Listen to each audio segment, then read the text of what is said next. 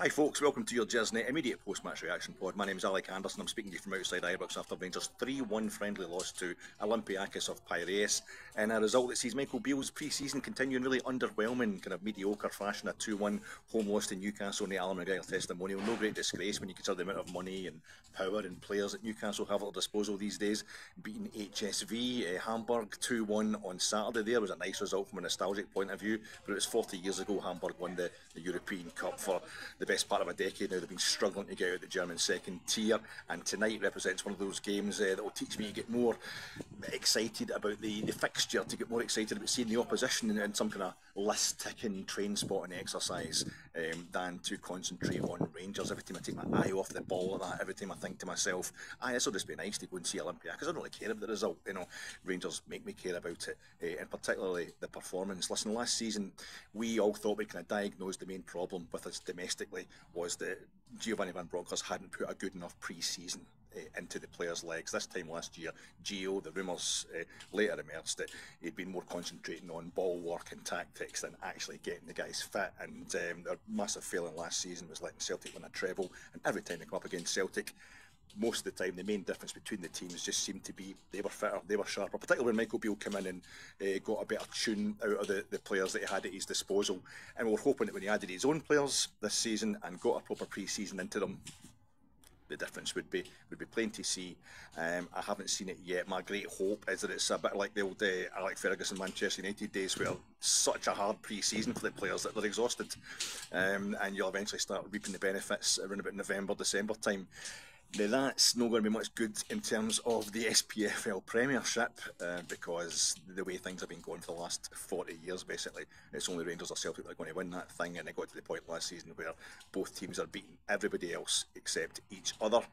So the big concern, really, I think there's more than enough there probably to mount a really decent league challenge, to hopefully be bringing the title back home, and maybe one or two other domestic trophies. But the big concern for me right now is Europe, because I started the night, as I say, thinking this is great. I've seen AEK Athens at Ibrox, I've seen Panathinaikos twice at Ibrox. Folk my age, you know what I'm talking about. You'll have been to these same games too over the years. I wasn't at the PAOK Salonika game when we played them in the UEFA Cup under Dick Advocat, but it was here was me getting to finish off seeing all three, the big three teams, big three clubs in Greece, and I ended the night just thinking not about Olympiacos having won 47 Greek League titles and strangely never having got past a quarter final in Europe, but always been in the Champions League group stages.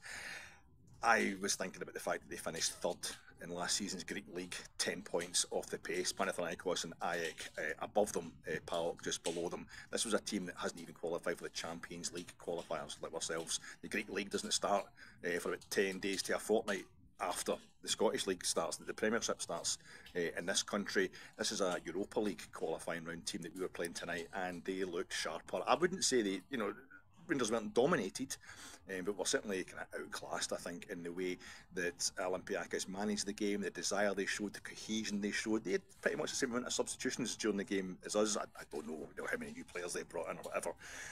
Physically, we're talking about Michael Beale having brought in so many bigger players. We've got big rangy players now.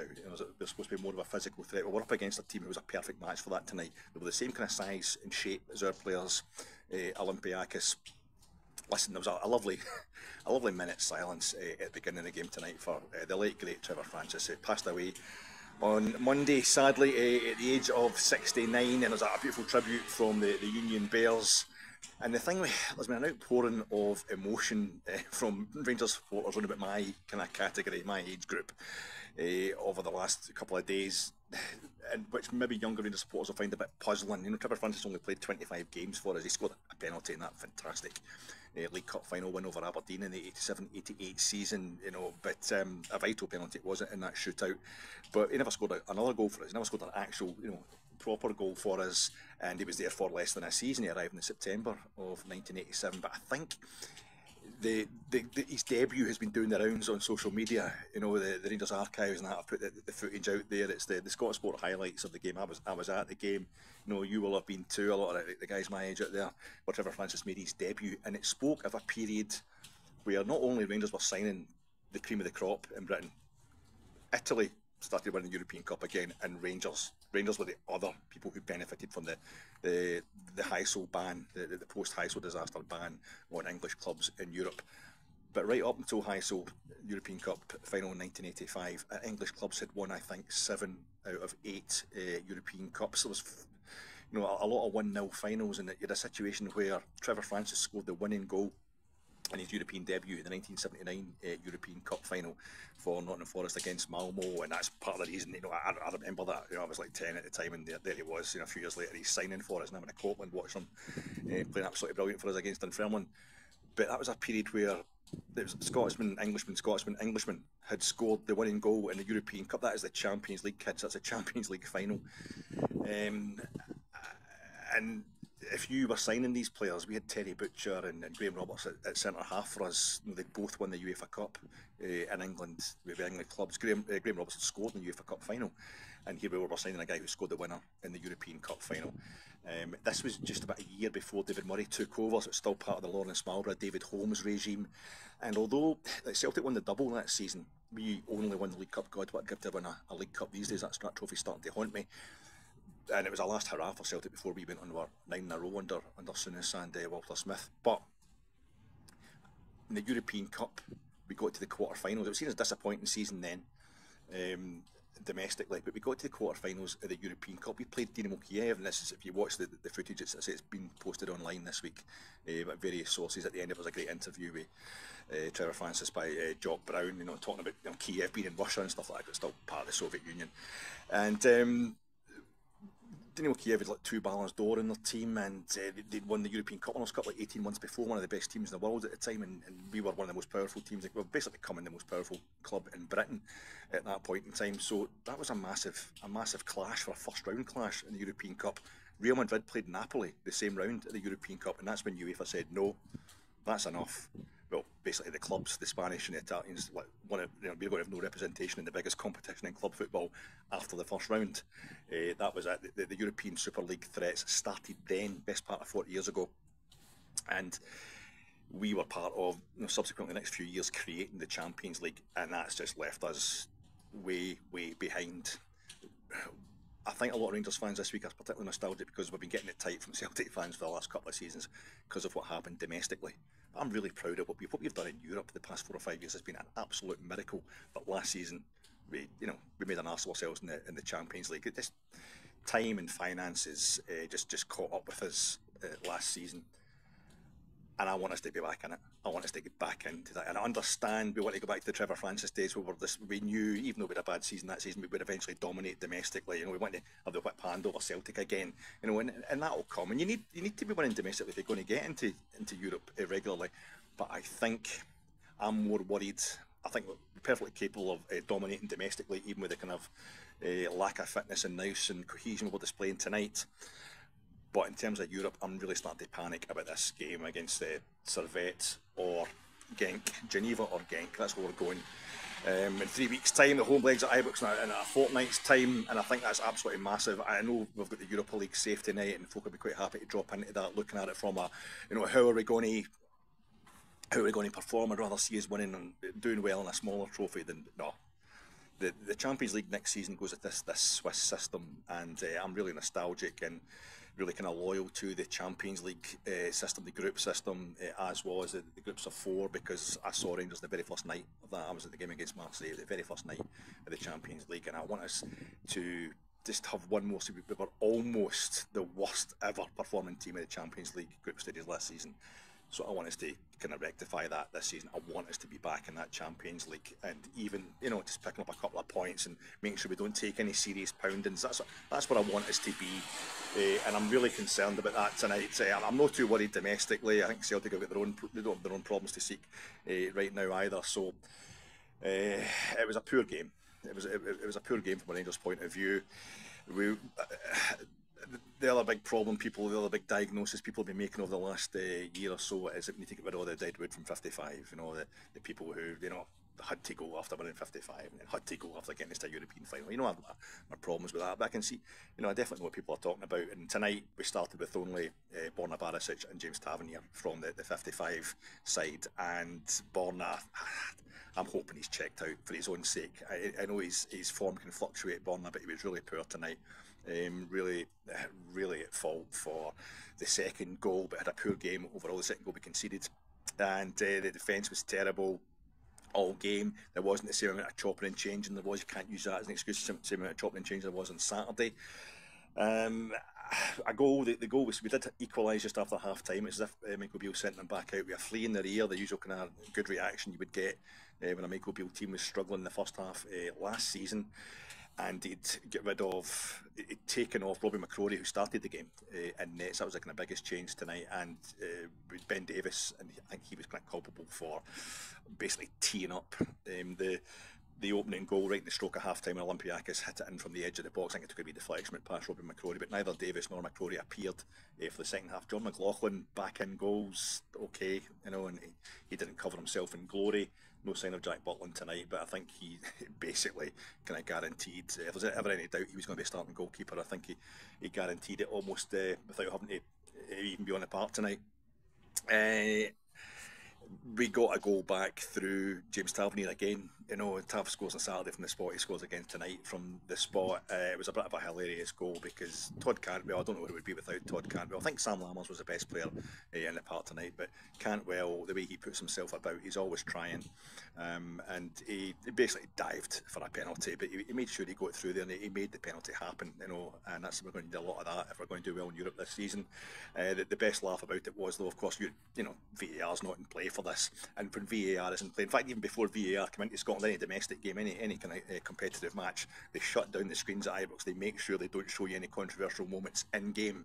They don't show you the replays, because it could, start ructions in the stand. But tonight, they just kept replaying the hell out of Todd's dive. I mean, maybe it's one of those ones, technically there was contact from the goalkeeper, but he definitely planted his foot and was going for it. But the referee turns his back on the screen he's nearest at the Copeland and Govan corner, whereas the Olympiacos players are facing it while berating the referee, trying to make him turn round to have a look at the endless replays of Todd Cantwell blatantly diving. Eventually, two of them got booked because they were up for it. Olympiacos, a prestige game for them. They're playing Rangers, are playing a team that's been to 5 European finals, whereas they've never been to one. And they responded. We did equalise, but before we started the real kind of hefty amount of substitutions about the hour mark, Olympiacos are already looking like they were going to have no problems get back into the game. Bit of a disaster. The second goal, Big Efeko come on at half time in place of Davis. He was kind of getting in a mix up with John McLaughlin, but it was Borna Barisic not only failing to cut out a ball to the kind of back post area over at the hour left of the box, but then getting a wee deflection on it, I think, to take it away from our defence. The Olympiacos kind of bundled it over the line, and then did the classic, they rounded it off, the kind of coup de grace was the classic European goal we used to concede way back in those Trevor Francis days in the European Cup, what have you, where a team would get the ball at their byline and just cut it back, and a fella would come in for the edge of the box and slam it into the back of the net. Been threatening to do that all through the first half. Panathinaikos squad, that's really insulting the fellas. It's not their fault. We were terrible tonight, but they were really threatening all first half Olympiacos anytime they got forward, and I think Rangers didn't seem to treat it that seriously. We never really got switched on, and I don't think we were really capable of getting switched on. Real lack of cohesion. A lot of new players, obviously. A lack of cohesion, and it looks like I'm not going to say lack of fitness. I hope they're so exhausted from really strenuous pre-season that is the problem. But I come away tonight, just the only kind of thing I thought about, the only thing that was cheering me up tonight, and this is going to be my last post-match reaction pod from outside Ibrox, because we've got some new young hungry guys, and they're going to be inside Ibrox pretty soon. Gersnet is really moving forward, and we're going to have a lot more professional in our presentation to you folks after this. But so you can indulge me and just let me have one last wee bit of stato, luxuriating in the biggest crowd ever at a match in Greece. Was Olympiacos against Hamburg, against HSV in the 82-83 European Cup, and I'm going to have to go back home and check it up. It was 75,000 odds. It's 75,263 or something like that.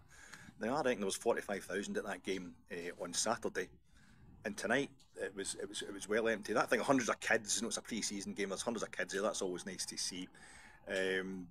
But there was a big spaces, and I think the crowd could have been about 30,000 tonight, and I would just love it if Rangers had two home games against HSV, then Olympiacos, and the aggregate crowd for the two of them added up to the exact same as that record attendance in Athens back in 1982. This is why I've got to stop doing these post-match reaction pods. I just don't know when to stop.